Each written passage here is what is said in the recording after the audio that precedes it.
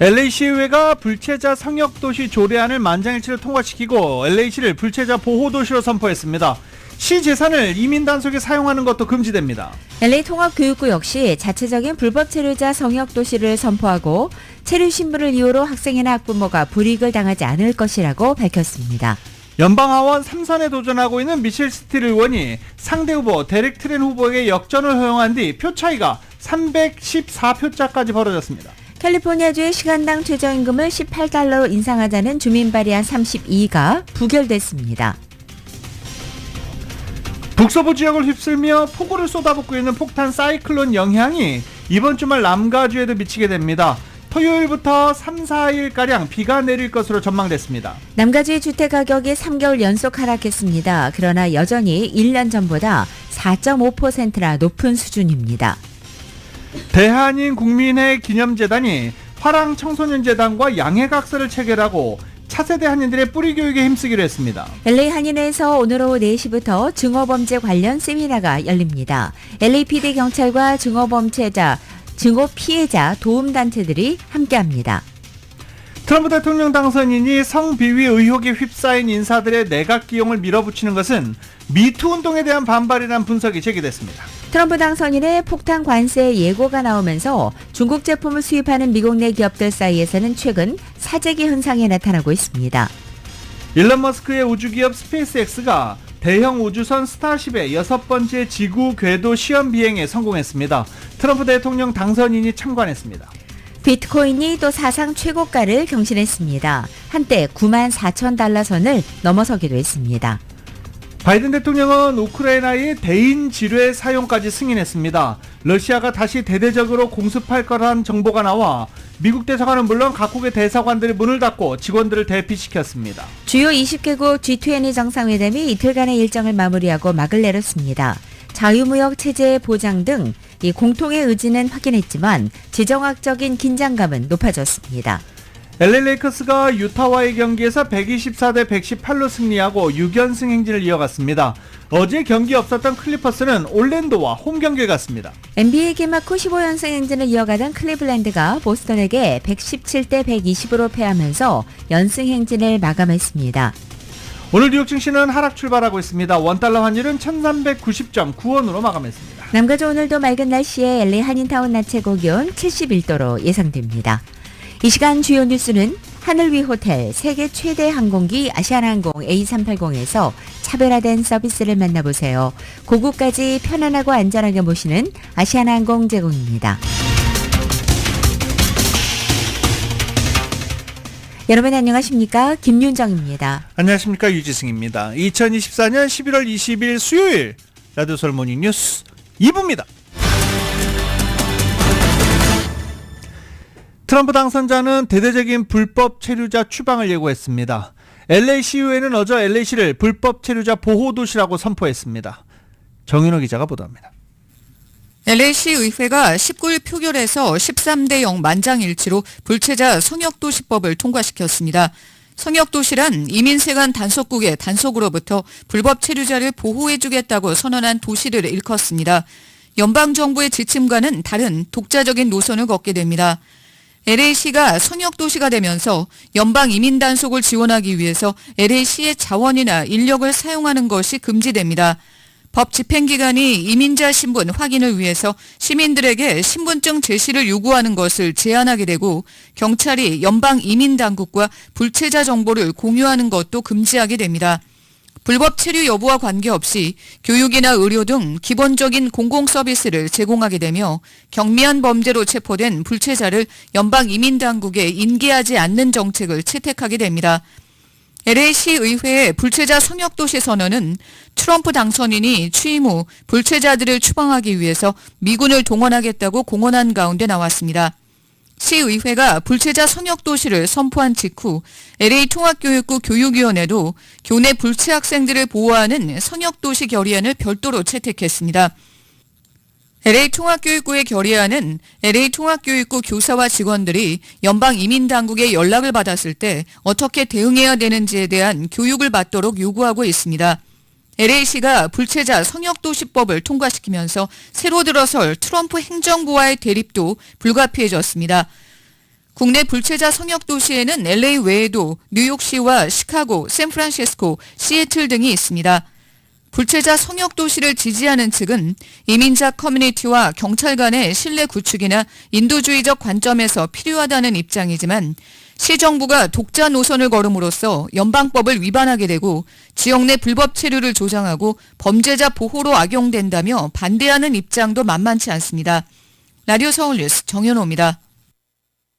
LA 통합교육부도 어제 불체자 성역도시로 선포하는 한편 교내 성소수자 학생들이 위축되고 불안해할 것에 대비하는 결의안 채택도 준비 중인 것으로 알려졌습니다. 어제 채택된 불체자 성역도시 결의안에는 불법 이민자 학생과 학부모들에 대해서 체류 신분을 이유로 불이익을 당하지 않을 것이라는 교육부의 방침을 공고히 한 것입니다.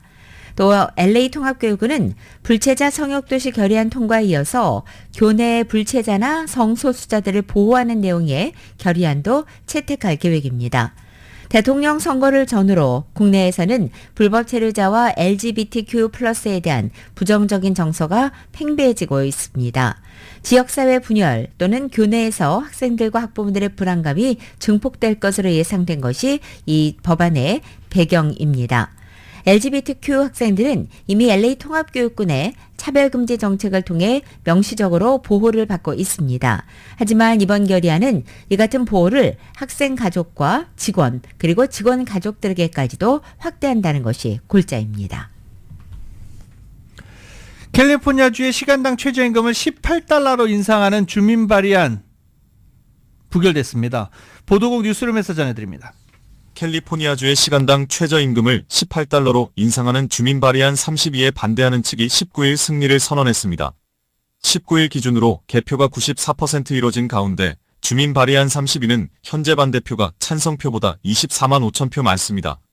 아직 개표되지 않은 투표수는 80만 표 미만입니다. 주민 발의안 32를 반대해온 사람들은 19일 성명을 통해 개표가 앞으로 더 진행돼도 현재의 표 격차를 극복하기에는 무리하면서 주민 발의안 32가 부결됐다고 선언했습니다. 가주의 최저임금 인상안을 반대해온 캘리포니아 식당협회 측은 캘리포니아주의 유권자들이 생활비 위기를 더욱 악화시키는 최저임금 인상안을 거부한 것을 다행스럽게 생각한다고 말했습니다. 유권자들은 주민 발의안 32가 통과될 경우 그 비용 부담을 주민들이 지게 된다는 것을 잘 알고 있다고 밝혔습니다. 높은 생활비에 지친 유권자들이 비용 부담을 주민들에게 전가할 최저임금 인상안을 부결시킨 것이라고 강조했습니다. 표 차이에도 불구하고 주민 발의안 31을 찬성하는 측은 AP통신이 승패를 가르지 않았다며 아직 패배를 인정하지 않고 있습니다. 라디오 서울 보도국 뉴스룸입니다. 3선에 도전하는 미셸 박스텔 의원의 연방하원 캘리포니아 45지구에서 현재 피말리는 개표 초접전이 벌어지고 있는 가운데 개표 속도가 느린 데다가 양 후보 간 표차가 수백 표 수준의 초박빙 판세가 계속 이어진다면 이른바 무효표 수정 절차까지 필요할 것으로 나타났습니다. 이에 따라 승자 확정까지는 앞으로 1, 2주의 시간이 더 소요될 수 있다는 전망이 나오고 있습니다. 선거구 개표 현황에 따르면 연방하원 45지구는 19일 오후 5시를 기준으로 미셸 박스틸이 15만 4,776표, 데릭 트란이 15만 5,090표를 기록하면서 표차는 314표로 약간 늘어났지만 여전히 초박빙 상황입니다. 이런 가운데 LA타임즈는 현재 이 선거구가 전국에서 가장 박빙의 막판 개표전이 이어지고 있다면서 지난 14일까지는 미셸 박스틸 의원이 단 58표 차로 앞서다가 15일 트란 후보가 36표 차로 역전한 뒤 18일 102표 차가 되는 등 그야말로 초박빙 상황이라고 전했습니다. LA타임즈가 인용한 선거자료 전문업체 측에 따르면 연방하원 45지구에는 아직 미개표분이 13,000표 남아있는 것으로 추산됐습니다. 이런 가운데 일각에서는 만약 이 같은 초박빙의 승부가 계속 이어진다면 승자 결정에 무효표 수정의 영향도 있을 수 있다고 분석합니다. 연방하원 45지구에서 현재까지 약 4,600표가 기술적인 문제로 인해 무효표로 처리됐습니다. 여기에는 서명 누락이나 서명이 등록 정보와 일치하지 않는 경우가 포함됩니다. 선거국은 해당 유권자들에게 이것을 알리고 문제를 수정해서 유효표로 인정받을 수 있는 방법에 대해 안내를 하고 있습니다. 현재까지 1170표가 유효표로 인정됐고 이 같은 무효표 수정 과정은 유권자의 요청에 따라 오는 12월 1일까지 가능합니다.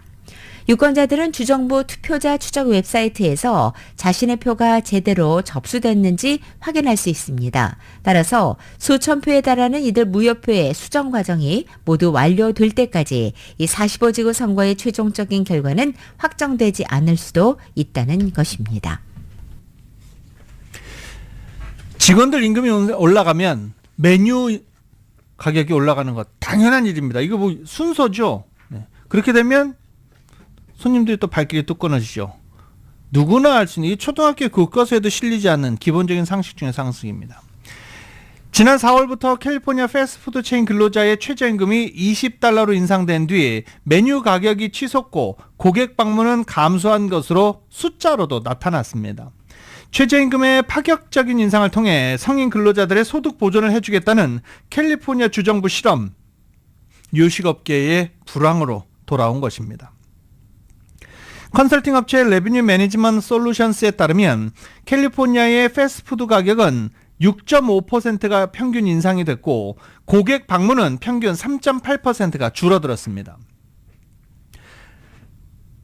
패스트푸드 업계 시간당 근로자들의 최저임금을 올려줄 당시 주정부는 50만 명 이상의 근로자 중 다수가 돈을 버는 10대가 아닌 가장이 주로 돈을 벌고 있었다라는 이 점을 고려해서 시간당 최저임금을 $20로 인상한다라고 강조한 바 있습니다. 법안의 적용 대상은 패스트푸드 체인점들이었는데 최저임금의 급격한 인상은 메뉴 가격 상향과 고용 감소라는 후폭풍을 나타내고 있습니다. 후보 연구소 보고서에 따르면 법안이 통과된 직후부터 캘리포니아 패스트푸드 체인의 최저임금 인상 시행에 대비해 9,500개 근로자가 해고된 것으로도 알려졌습니다. 프랜차이즈 근로자들을 대상으로 한 급격한 최저임금 인상은 한인 요식업계 전반에도 직격탄을 날리고 있습니다. 프랜차이즈 업체를 운영 중인 한인들은 운영비, 인건비를 절감하기 위해서 키오스크 도입을 늘리고 직원 수를 줄이는 것으로도 나타났습니다.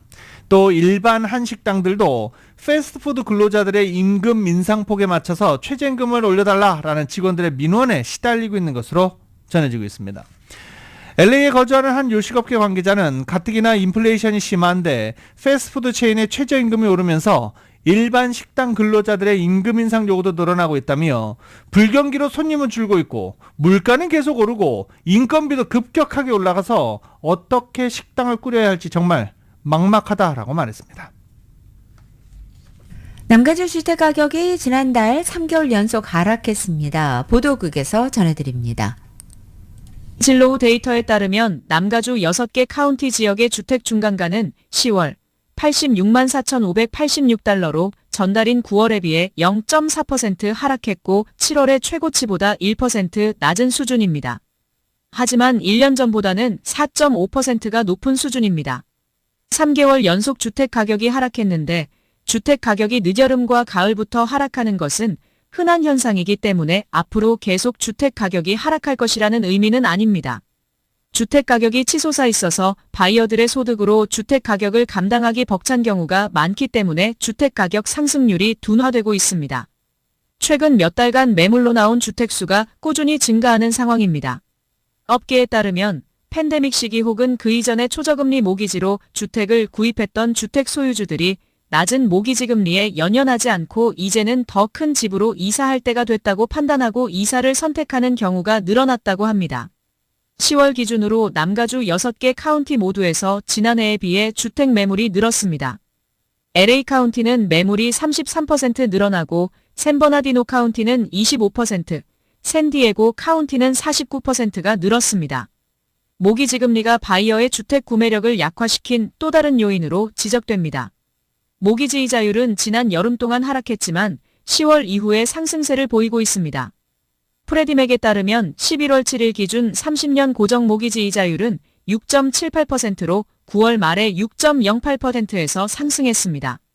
전문가들은 모기지 이자율 상승이 예상보다 강한 경제지표 그리고 트럼프 전 대통령이 취임 후 시행할 것으로 예상되는 정책 때문이라고 분석했습니다. 트럼프 당선자는 관세를 올리고 소득세를 대폭 감세하는 것을 제안했는데 전문가들은 관세를 올릴 경우 인플레이션이 심화되고 국가 부채가 늘어날 것이라고 말합니다. 두 가지는 일반적으로 모기지금리 상승 압력으로 작용합니다.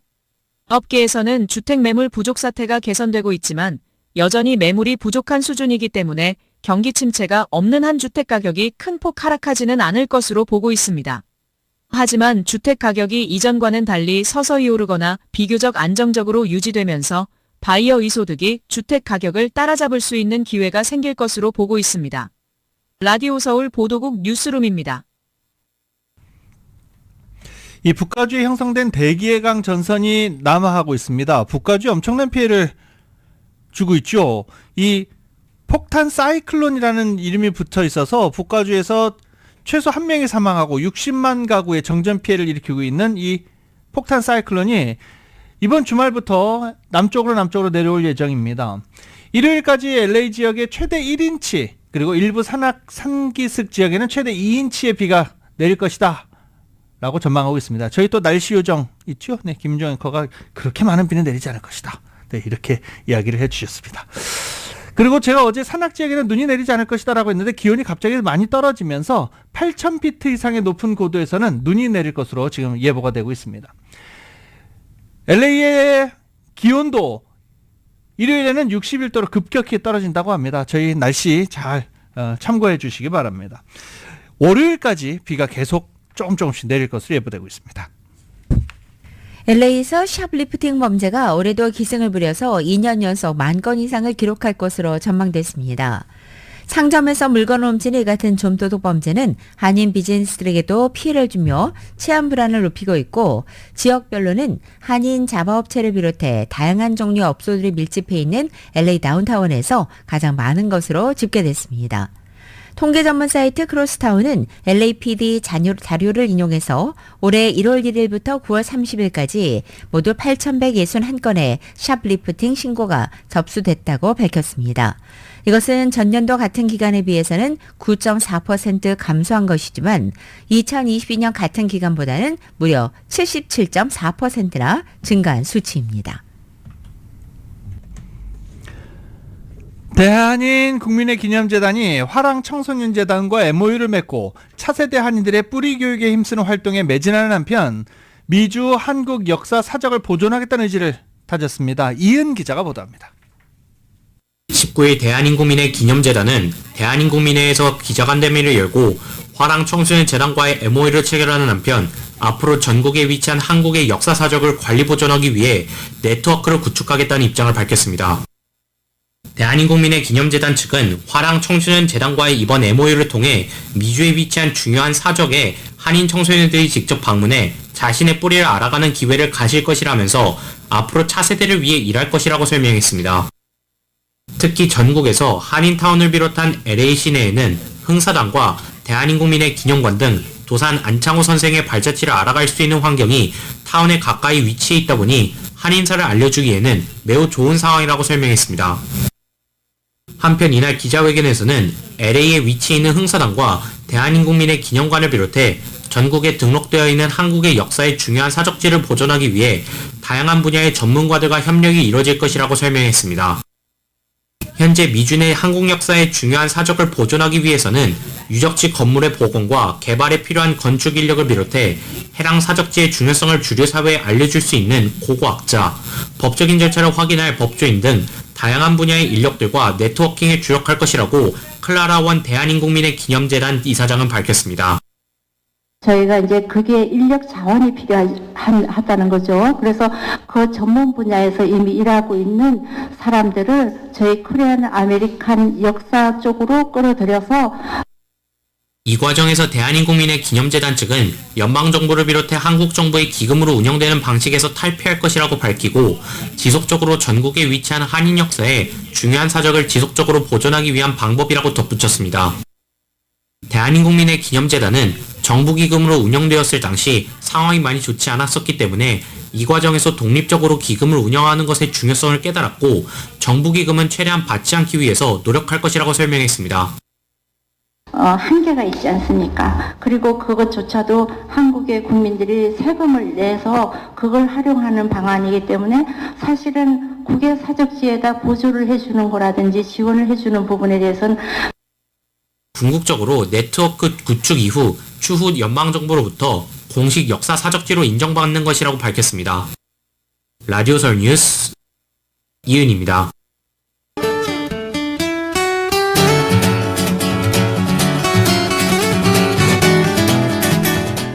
11월 20일 수요일 남가주의 날씨입니다. 남가주 지역 오늘 맑고 건조한 날씨 이어지겠고 낮 기온은 어제보다 2도에서 5도가량 높아지는 곳 있겠습니다.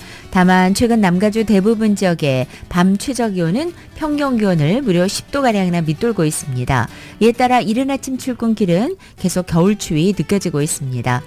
목요일인 내일도 맑고 쾌청한 가을 하늘 볼 수 있겠고 내일 낮 기온 평년 기온을 살짝 웃돌면서 오랜만에 포근함을 느끼겠습니다. 하지만 이번 주말에는 곳곳에 비가 내리고 또 쌀쌀한 기온도 예고돼 있습니다. 이번 비는 토요일부터 다음 주 화요일까지 내리다 그치다를 반복하면서 나흘 동안 흐린 날씨 이어집니다. 낮 기온도 크게 떨어져서 대부분 지역이 60도 초반에 머물 것으로 보입니다.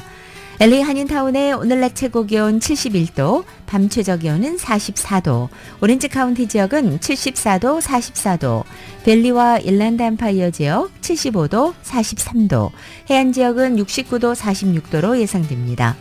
한국 오늘 전국이 흐리고 곳곳에 비가 내리겠습니다. 서울의 오늘 아침 최저 기온이 33도, 낮 최고 기온은 59도로 예상됩니다.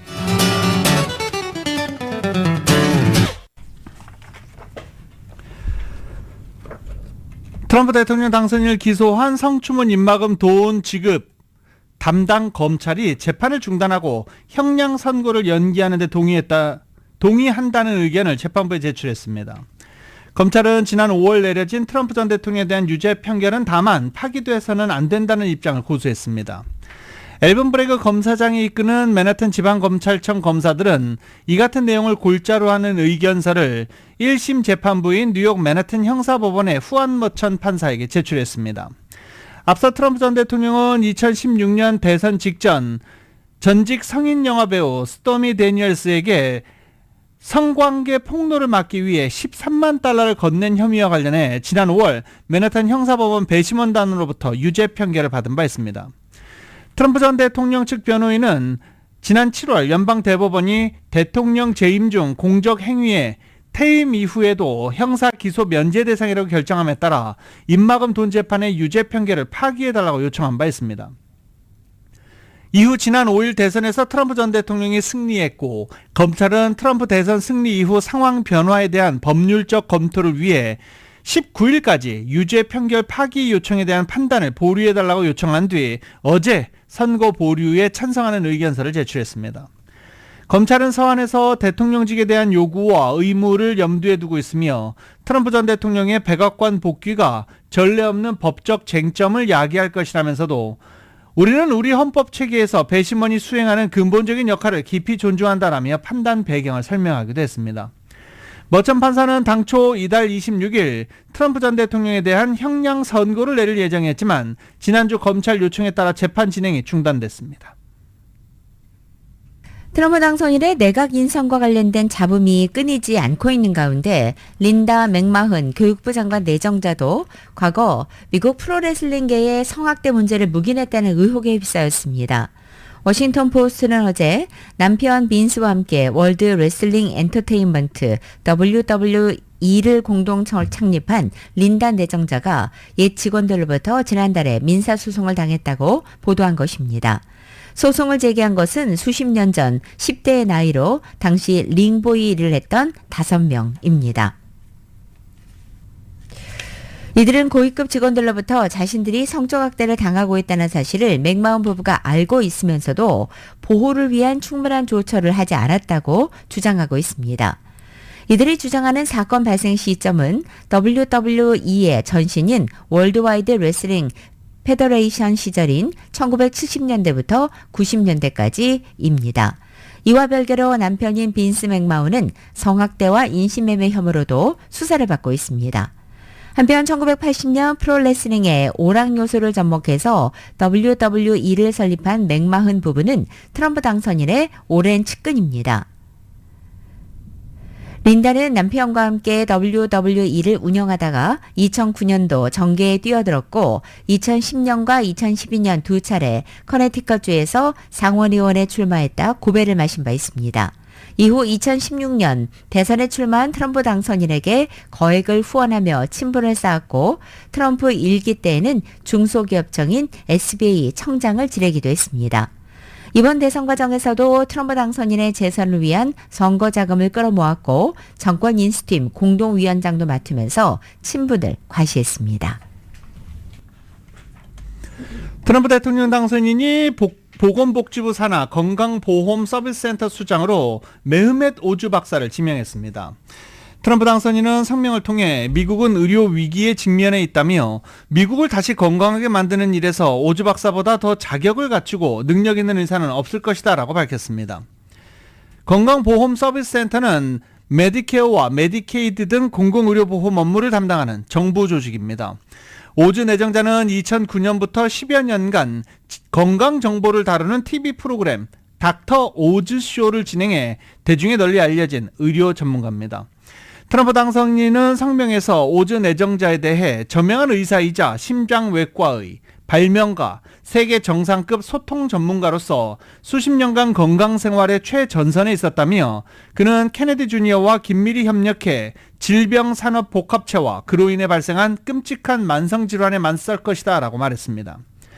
트럼프 당선인은 자신의 당선을 도왔던 백신 회의론자 케네디 주니어를 보건복지부 장관으로 지명한 바 있습니다.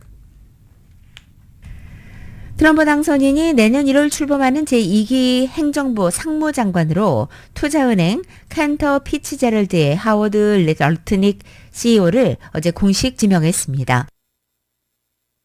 트럼프 당선인은 이날 성명을 통해 이 같은 사실을 발표하면서 그는 추가적으로 미국 무역대표부 USTR에 대한 직접적인 책임을 맡으면서 관세와 무역 의제를 이끈다라고 밝혔습니다. 올해 63세로 뉴욕의 유태인 가정 출신인 러트닉은 대학 학부 졸업 직후인 1983년도 캔터 피츠제럴드에 입사해서 29살 때인 1990년대 초반 회장 겸 CEO에 올라 셀러리맨 신화를 쓴 입지전적 인물로 알려져 있습니다. 암호화폐의 친화적인 억만장자 금융자산가로서 트럼프 당선인의 거액 선거자금 후원자이기도 한 그는 최근 트럼프 당선인의 관세 강화와 제조업 기반 강화 공약을 적극 옹호한 바도 있습니다. 대중국 강경파로 알려져 있으며 트럼프 당선인이 공약한 대중국 고율 관세의 전략 수립과 그 집행에 앞으로 주도적 역할을 맡을 것으로 보입니다. 트럼프 대통령 당선인이 내년 1월 출범할 2기 행정부 북대서양 조약기구 나토 주재 대사로 매시 휘테커 전 법무장관 대행을 지명했습니다. 트럼프 당선인은 방금 전 성명을 통해 휘테커 지명 사실을 발표하고 강력한 전사이자 충성스러운 애국자이며 미국의 이익을 증진하고 수호할 것이라고 평가했습니다. 또 휘테커 지명자가 나토 동맹국과 관계를 강화하고 평화와 안정에 대한 위협에 맞서 굳건히 설 것이며 미국을 우선시할 것이라고 부연했습니다. 아이오와주에서 검사로 재임한 경력이 있는 휘테커 지명자는 트럼프 집권 1기 때인 2018년 11월 법무부 장관 대행으로 취임해 이듬해 2월 윌리엄 바 법무장관 취임할 때까지 재임한 바 있습니다. 제19차 주요 20개국 G20 정상회담이 브라질 리우데자네이루에서 일정을 마무리하고 막을 내렸습니다. 이틀 일정이었습니다. 트럼프 대통령 당선인의 귀환을 앞두고 진행된 이번 국제 다자회의에서 정상들은 자유무역 체제 보장과 기아, 빈곤 퇴치 등을 위한 공통의 의지를 재확인했지만 기후위기 재원 확보 방안이나 지정학적 긴장 완화 재원 등 당면한 미로 앞에서 길을 찾지 못한 채 어수선한 분위기를 끝으로 귀국길에 올랐습니다. 트럼프 대통령 당선인으로 인해서 G20 정상회의들 간에서 바이든 대통령과 할 얘기가 없어졌고 그리고 막판 바이든 대통령이 우크라이나에 여러 가지를 풀어주면서 푸틴 러시아 대통령이 핵무기 사용을 언급하면서 트럼프 대통령 당선인으로 시작된 G20 정상회담이 푸틴으로 마무리됐다. 별 성과가 없었다. 이런 얘기가 나오고 있습니다. 조 바이든 행정부가 반도체법 칩스 액트에 따른 보조금 지급을 임기 내에 마무리하기 위해서 막바지 속도를 내고 있습니다. 월스트리트저널은 바이든 행정부가 새 정부가 들어서기 전에 기업들에 할당된 보조금을 지급할 수 있도록 열심히 협상을 하고 있다고 어제 보도한 것입니다. 연방상무부는 2022년도에 제정된 반도체법에 따라 지급하기로 한 390억 달러의 보조금 가운데 대부분을 기업에 배정했지만 이 가운데 약 300억 달러는 복잡한 정부 협상 과정에 있어서 아직 실제 자금이 지급되지 않았습니다. 인텔의 경우 공항 프로젝트에 최대 85억 달러, 방위산업 제조시설에 최대 30억 달러 등 대상 기업 중 가장 많은 보조금을 배정받았지만 아직 실제 지급받지는 못한 상태입니다. PC나 서구형 반도체 제조에 어려움을 겪고 있는 인텔은 아리조나와 뉴멕시코, 오하이오, 오리건에 대규모 공장을 건설 중이고 이번 보조금에 큰 기대를 걸고 있습니다. 이 같은 사안을 잘 알고 있는 관계자들에 따르면 연방상무부는 차기 트럼프 행정부 출범에 앞서 앞으로 2달 안에 가능한 한 많은 보조금 지급을 완료하는 것을 목표로 하고 있다는 것입니다. 보조금이 지급된 경우 법적 구속력이 있어서 의회의 동의 없이는 이것을 되돌리는 것이 불가능하다는 것이 정부와 기업 관계자들의 해석입니다. 트럼프 대통령 당선인은 선거 유세 당시 이 보조금 지급과 관련해서 부정적 입장을 표명한 바 있습니다. 한편 새 정부에서 반도체법을 어떻게 할지는 아직 불분명한 상태입니다. 반도체법은 초당적인 지지를 받아서 통과됐고 또 보조금을 받을 기업 가운데 상당수가 바로 공화당 후보가 당선된 지역구에 있기 때문입니다. 주식과 채권 시장이 위험 구간에 진입했다는 경고가 나왔습니다. 언제 하락세가 나올지 정확히 예측하긴 힘들어서 지금 바로 투자금을 회수하라고 말할 수 있는 상황도 못 된다고 전해지고 있습니다. 로이터 통신은 시장 강세론자들조차 미국 주식과 채권 값이 비싸다는 것을 인정하고 있다며 장밋빛 전망이 내년까지 이어질 것이란 전망은 많지만 당장은 아니더라도 후유증이 크게 나타날 것이란 경고도 함께 나오고 있다고 로이터 통신은 보도했습니다. 작년 10월 연준이 금리 인상을 멈춘 이후 나스닥 지수는 50% 이상 상승했고 시가총액 1위 기업인 엔비디아의 주가는 무려 250%나 급등했습니다. 그리고 오늘 비트코인은 다시 사상 최고가를 경신하면서 한때 94,900달러 따위에 거래되기도 했습니다. 하지만 트럼프 행정부에서 재정이나 무역정책, 이민자 정책이 실제로 어떤 강도로 실행될지 알 수 없기 때문에 시장의 상하방 가능성은 매우 넓다고 지적하고 있습니다. HSBC는 미국 국채 금리가 특정선 이상으로 상승할 경우 어떤 일이 일어날지 보여주는 이자율 스와프 모델을 구축했습니다. 주식, 신용, 신흥시장 채권 등 위험 자산이 압박을 받게 된다는 뜻입니다. 현재 모델에서 위험 구간의 촉매자는 10년 만기 국채 수익률 4.5% 선으로 정확히 지금의 금리 수준입니다. 경고의 목소리는 계속 나오지만 투자자들은 여전히 낙관하고 있습니다. 모든 중국산 수입품의 60%의 폭탄 관세를 매기겠다고 공약한 트럼프의 백악관 복귀가 확정되면서 중국 제품을 수입하는 미국 기업들 사이에서 사재기 현상이 나타나고 있다는 보도가 나왔습니다.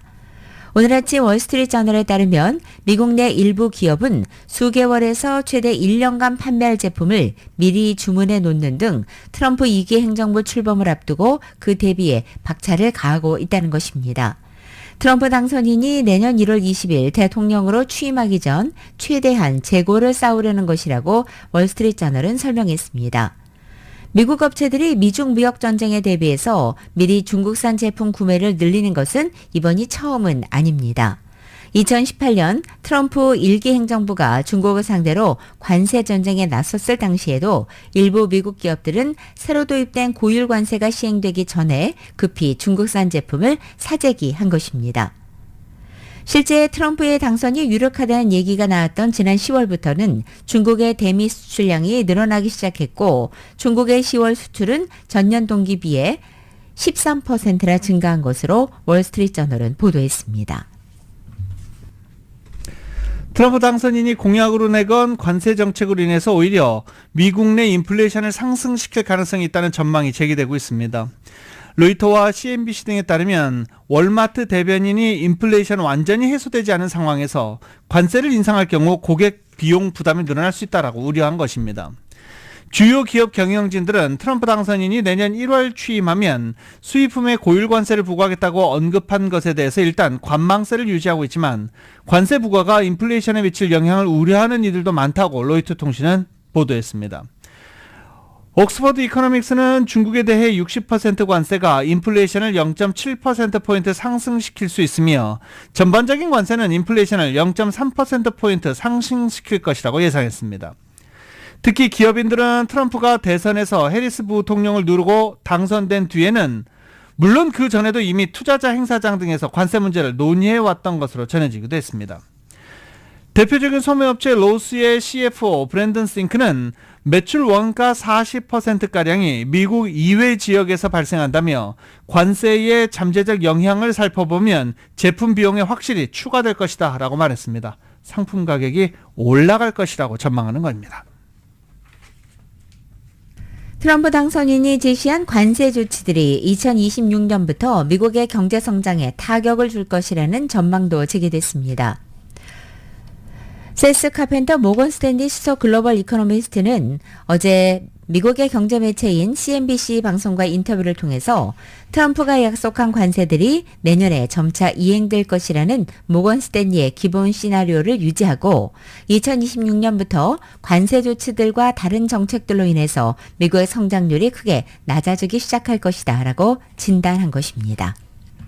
일론 머스크 우주기업 스페이스X가 달과 화성 탐사를 목표로 개발한 대형 우주선 스타쉽의 6번째 지구 궤도 시험 비행을 성공리에 마무리했습니다. 트럼프 대통령 당선인이 참석했습니다. KBS입니다. 우주 탐사선 스타쉽이 발사 로켓에 실려 하늘로 치솟습니다. 미국 중부 시간으로 19일 오후 4시 텍사스 남부 보카치카 해변의 시설 스타베이스에서 발사됐습니다. 발사 전 과정이 온라인으로 생중계된 가운데 발사 3분 만에 로켓 부스터가 상단의 우주선에서 순조롭게 분리됐습니다. 스페이스X는 그러나 5차 발사 때처럼 로켓 부스터를 지상에서 회수하지 않고 바다로 내렸습니다. 지난 5차 비행에선 로켓 부스터가 지상으로 내려와 젓가락 팔로 불리는 발사탑 집게에 안착했지만 스페이스X 측은 이번엔 회수하지 않기로 결정했다고 밝혔습니다. 기술진과 관람객의 안전 그리고 발사대 자체를 보호하기 위해 내린 결정이라고도 했습니다. 트럼프 당선인의 참관을 고려한 조치로 해석됩니다. 트럼프 당선인은 발사 1시간 전 장남 도널드 트럼프 주니어 등 측근과 함께 나타나 머스크로부터 설명을 들었습니다. 스타쉽 시험 비행은 우주 비행사가 탑승하지 않고 화물도 싣지 않는 무인 비행이지만 이번엔 우주선 안에 바나나 1개를 줄로 매달아 상태를 관찰 중입니다. 향후 적재물을 실을 때를 대비해 이번에 처음 시도됐는데 지금까지 바나나는 별다른 흔들림 없이 같은 상태를 유지하고 있는 것으로 알려졌습니다. KBS 뉴스 금철영입니다.